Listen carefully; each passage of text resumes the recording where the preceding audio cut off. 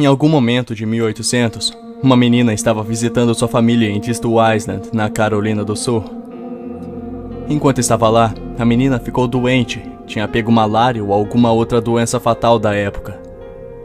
Ela morreu pouco tempo após ficar doente, e como antigamente achavam que as doenças eram possíveis de serem transmitidas através dos mortos, um caixão foi construído às pressas e ela foi enterrada no túmulo da família Leguer. As pessoas relatavam ouvir gritos, uma, duas, várias vezes, mas nunca investigavam a fonte. Anos depois, outra morte aconteceu, e o mausoléu foi reaberto para colocarem um novo caixão. Para choque dos que estavam presentes, um esqueleto caiu na frente deles. Aparentemente, a menina que tinha sido enterrada anos antes estava apenas em coma, e quando acordou, lutou com todas as suas forças para sair do frágil caixão. Mas estava fraca demais para que pudesse mover a porta de concreto do mausoléu. Marcas de arranhões cobriam toda a porta, mostrando o estado de pânico que ela tinha estado antes de morrer. Presa. O mausoléu ainda existe, e é disso que eu vou falar hoje.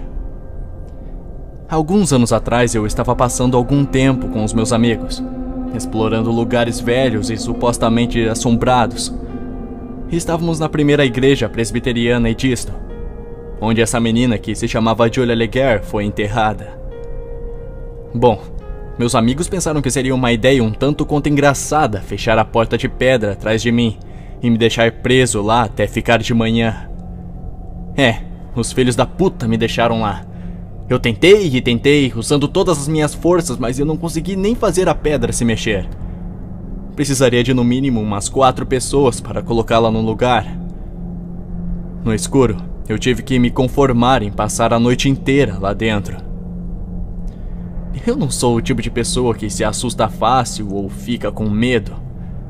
Mas sentando lá naquele lugar relativamente pequeno, cercado por uma pressão iminente que eu não consigo bem explicar, a escuridão em si parecia tentar me consumir. De todos os lados parecia que um peso estava pressionando a minha pele, me fazendo respirar com dificuldade. Eu fiquei lá, naquele escuro, no que parecia ter sido horas. Então eu ouvi os arranhões. Eles estavam muito baixos no começo. Eu tinha certeza que era a minha imaginação. Mas logo eles ficaram cada vez mais altos e agitados com o passar do tempo. Eu me aconcheguei em um dos cantos mais distantes da porta e tentei cobrir os meus ouvidos. Mas nada poderia parar aquele crescente som horroroso e desagradável.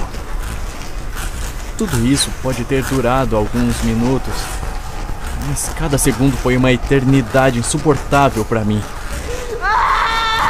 Então, um grito alto ecoou através da escuridão. Era um gemido de dor e de medo. O arranhão parou. Pela primeira vez eu podia distinguir claramente o som de uma garota soluçando para si mesma, os lamentáveis gemidos de uma pessoa sem um pingo de esperança. Eu passei a sentir tanta tristeza no momento, tanta dor, que eu acho que eu esqueci como era sentir medo. Em meu coração, todo o sofrimento dela parecia ecoar. Inexplicavelmente, eu me encontrei pedindo desculpas em voz alta por tudo o que tinha acontecido com ela. Droga. Uma parte de mim queria ao menos achá-la para poder dar um abraço. Mas eu não poderia me levar a pensar nisso, por medo de eu realmente poder acabar achando ela. Eu não sei se ela tinha percebido a minha presença. Os soluços continuaram e eu podia ouvir novamente aqueles dedos contra a laje de pedra que era a porta da tumba. Eu acabei dormindo em algum momento, o que mais parecia um presente misericordioso do destino. Eu não tenho certeza de quanto tempo eu fiquei apagado, mas eu fui acordado por um barulho alto, como se a porta batesse contra o chão lá fora. Eu podia imaginar que o amanhecer já estava próximo, então eu devo ter dormido por pelo menos algumas horas. A porta estava aberta. Eu tropecei para fora e fui a uma pequena casa de oração destrancada. Eu acho que antes devia ser uma pequena igreja segregada, mas, independente disso, eu me encostei na porta e esperei nervoso até que os meus, entre aspas, amigos chegassem. Me aproximei quando eles se juntaram ao redor da porta caída. 2 deles estavam ajoelhados ao lado dela e com caras de choque. Haviam riscos sangrentos cobrindo o interior da porta. Alguns arranhões leves de unha, muitos com marcas brutas. Eu acho que a mulher deve ter gritado muito, demais, quando as unhas saíram dos seus dedos. Eu não sei. No começo eles olharam para mim, então olharam para as minhas mãos. Então, desesperados, eles olharam um para o outro. Eu estava chateado com o que fizeram comigo, mas ainda éramos amigos, né? Eu disse cada detalhe do que eu me lembrava ter acontecido, querendo que eles soubessem pelo que eu tive que passar naquela maldita noite. Finalmente, depois que eu de má vontade entrei no carro e começamos a voltar, o meu amigo me disse: a gente estava com medo de dizer qualquer coisa, mas olha para esse seu rosto, cara.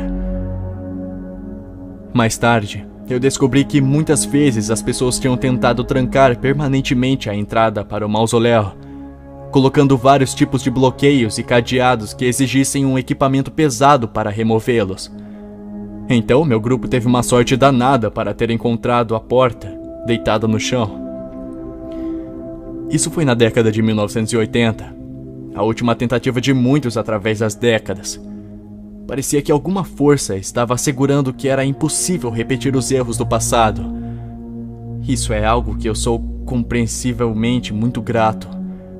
Mas até o dia de hoje eu me arrepio até a espinha quando eu penso no que aconteceu naquela noite. Quando eu alcancei o assento traseiro e ajustei o espelho retrovisor, eu vi que havia sangue ensopado na minha cara. Assim como os riscos na laje de pedra, haviam linhas vermelhas escuras em cada lado do meu rosto.